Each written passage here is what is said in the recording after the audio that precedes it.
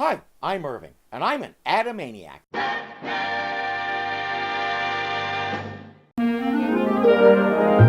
A picturesque day in Gotham City, even more picturesque than usual, and in one of the many picturesque art galleries where culture-loving Gothamites gather. Alfred is shopping for a painting for his employer, millionaire Bruce Wayne. The proprietor of the gallery is only too happy to help him. Perhaps you'd like to meet the artist himself? It would be a pleasure. No sooner said than done. This way. Only too happy. I know this artist from somewhere. Mr. Alfred will do. Mr. Alfred, allow me to present Mr. Oliver Muzzy, beloved American artist. It's an honor.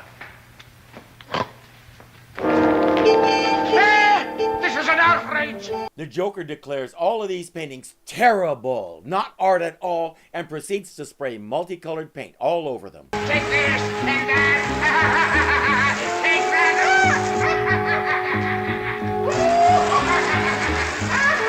Take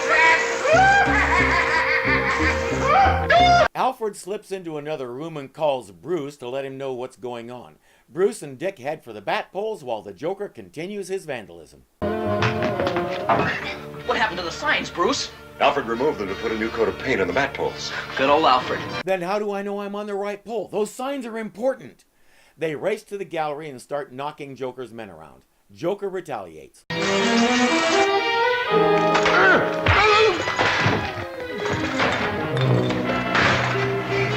Though not very effectively. The gallery owner is bemoaning the loss of priceless art, to say nothing of his profits. Shut up, you bubbling buffoon! I have been trying to paint this modern stuff for years, but I could never get the hang of it. All I could ever draw is stupid-looking farm boys and puppy dogs. Now this is art. In 1967, he could say this. Most of the artistic elite were heavily into existentialism, a philosophy that basically says life is meaningless except for whatever meaning you put into it yourself, so random paint splatters like this were considered an artistic expression of that philosophy. Except here, we're just poking fun at those guys. And I still know him from somewhere. Mr. Joker, let me congratulate you. Your work is magnificent. That's where I know him from. Suddenly, the Joker is a great artist and Batman and Robin are the interlopers. Nobody's going to press charges for vandalism, so there's nothing more for the dynamic duo to do except make a rather embarrassing exit. Nerve of that clown. Paint all over your shirt. Batman, you should have cracked his pate for him. Yes, Batman's shirt is what's really important here. As usual, Chief O'Hara is right on top of things. Sorry about not having a clean costume, sir. I meant to wash them, but I've been so busy trying to get the bat poles repainted. The bat poles are being painted so there's no signs and there's no extra costume to put in the automatic costume changer. I wonder if that stuff will become significant at some point. While Robin is noticing an interesting item in the Gotham City art news, Commissioner Gordon calls about that same item. A bit of news, Batman. Believe it or not, the Joker's been invited to enter the Gotham City International Art Contest. Yes, I just found out about it myself. I plan to have 50 plainclothesmen at the contest, Batman. Because 50 extra people in the room won't be suspicious at all, right? That's likely to put Joker on his guard, Commissioner. Perhaps it would be wiser to plant just one man there, preferably a man who knows Baby Jane Towser, the wealthy young socialite who organized the contest. I wonder who might fit the bill. You know what? Our good friend millionaire Bruce Wayne might be willing to do it. He's helped out both the police and Batman before. Why is Joker entering that contest? Especially since they're not offering a cash prize. I'm sure we'll find out.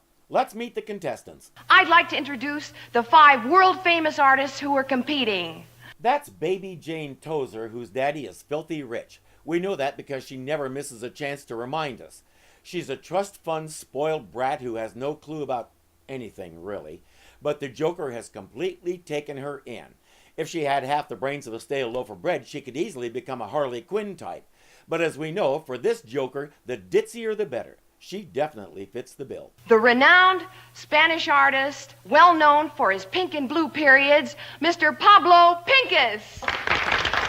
I'm sure you all know our American artist, Mr. Jackson Potluck. The noted Italian artist, painter of the world-famous fresco Midnight Snack, Leonardo da Vinci. And the Dutch artist, founder of the Neo-Gammon School of Art, Mr. Vincent van Gogh. No, I'm not going to do it. There's enough material in those names to make this review an hour and a half long. I don't have that much energy. She fires a starting pistol and the artists have 3 minutes to create a painting.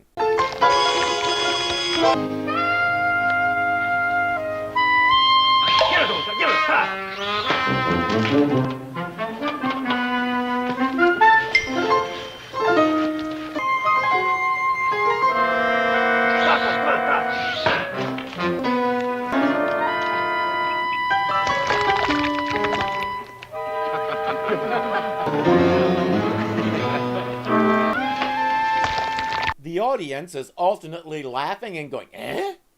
But Baby Jane and the judges have a very different response. Isn't it magnificent? Glorious. Dude, I knew Glorious. Glorious was a friend of mine. That's not glorious.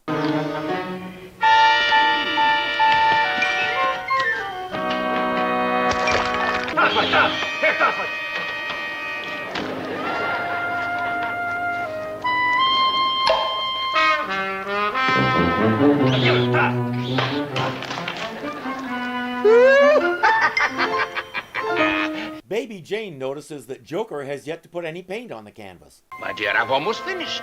Oh, yes, every line in place, every color balanced. Just needs one more little touch.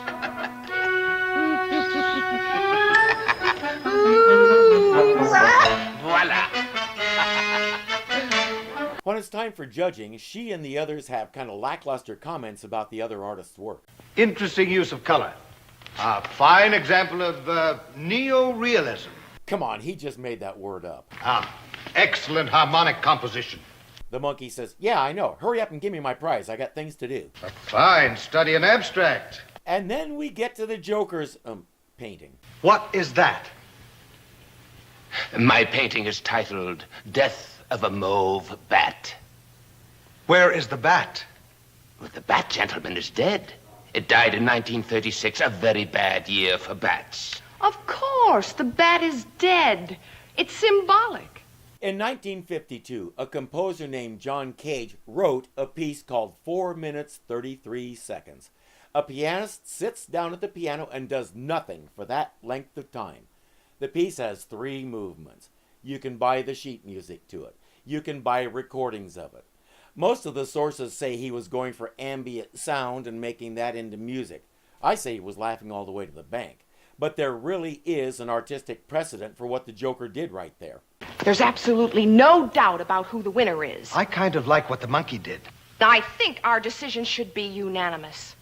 Ladies and gentlemen, I'm very pleased to announce that the winner of the Gotham City International Art Contest is the Joker! Remind me why we have 3 judges if she's just going to steamroll the whole thing? The Joker takes the opportunity to announce that he's opening an art school, but only for millionaires. I want to be the very first student in your art school, you big hunk of genius, you. Well, of course, my dear. Your filthy rich daddy is several times a millionaire, I believe. Oh, yes. I'm the heiress to the paperclip fortune, you know. That explains a lot. And naturally, Bruce Wayne can't pass up an opportunity like this. Joker, I'd like to enroll in your new art institute. Well, if it isn't millionaire Bruce Wayne, the wealthy philanthropist, consider yourself enrolled. Well, aren't you going to give me a test to see whether I have any talent? Oh, the rich, the well-born, and the able, Mr. Wayne, all have talent, especially the rich. At the art school, we have a study in still life. One lady's using chrome pipe, another is using what looks like pre-chewed bubble gum, another is using barbed wire, Baby Jane is using a blowtorch, and then there's Bruce Wayne. Oh, well, that's terrible. Terrible, Wayne. Why, even a 3-year-old could do better than that. Here, let me show you. Ah,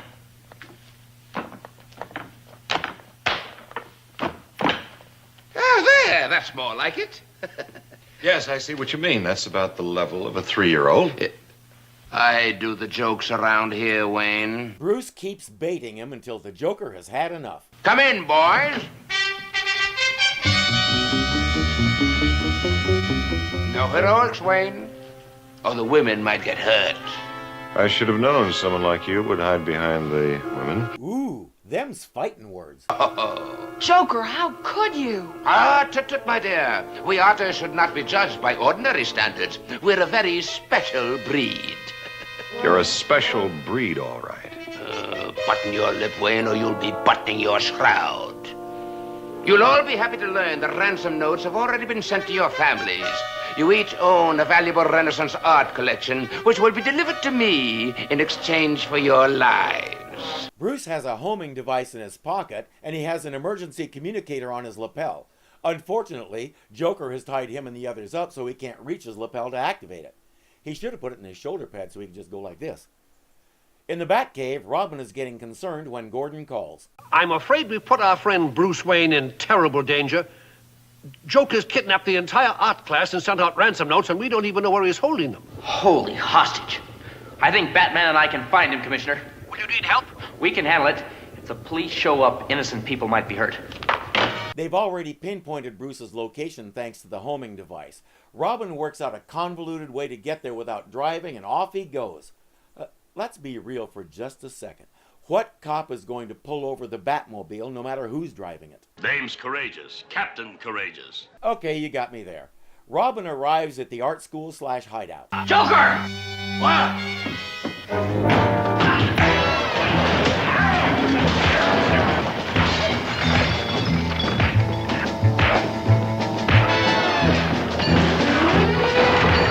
Nobody seems to notice how much Bruce Wayne fights like Batman. That's the same punch Batman gave the Joker in the art gallery. If the Joker was watching, he might spot that distinctive punch. Then again, he might not remember too much from the first time he saw it.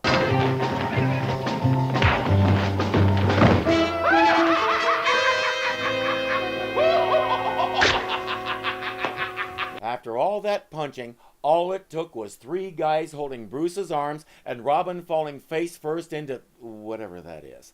Their talent for finding creative ways to lose a fight never ceases to amaze me. It's peril time.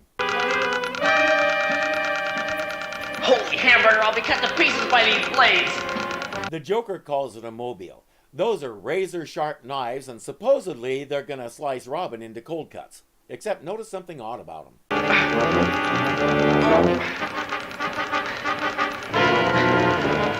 But by the time you're free, there'll be nothing left of me. Sure there will. There'll be cold cuts.